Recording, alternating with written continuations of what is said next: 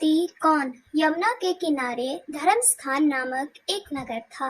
उस नगर में गणाधिप नाम का राजा राज करता था। उसी में केशव नाम का एक ब्राह्मण भी रहता था। ब्राह्मण यमुना के तट पर जप जप किया करता था।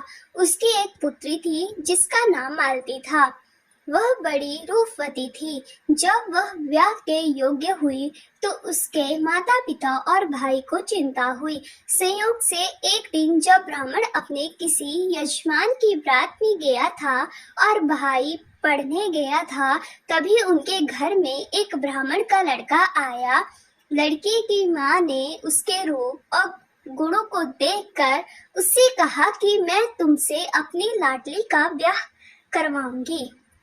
होनहार की बात कि उधर ब्राह्मण पिता को भी एक दूसरा लड़का मिल गया और उसने उस लड़के को भी यही वचन दे दिया।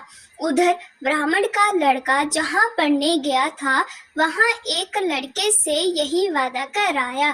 कुछ समय बाद बाप बेटे घर में इकट्ठे हुए तो देखते क्या है कि वहाँ एक तीसरा लड़का और मौजूद है। दो उनके साथ आए थे। अब क्या हो? ब्राह्मण, उसका लड़का और ब्राह्मणी बड़ी सोच में पड़े।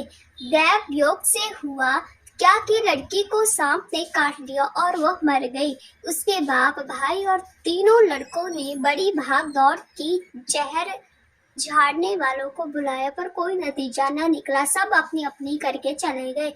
दुखी होकर वे उस लड़की को शमशान में ले गए और क्रियाक्रम कराए। तीनों लड़कों में से एक ने तो उसकी हड्डियां चुन ली और फकीर बनकर जंगल में चला गया। दूसरे ने राख की गठरी बांधी और वहीं झोपड़ी डालकर रहने लगा। तीसरा योगी होकर देश देश घूमने लगा। एक दिन की बात है, वह तीसरा लड़का घूमते घामते किसी नगर में पहुंचा और एक ब्राह्मणी के घर भोजन करने बैठा।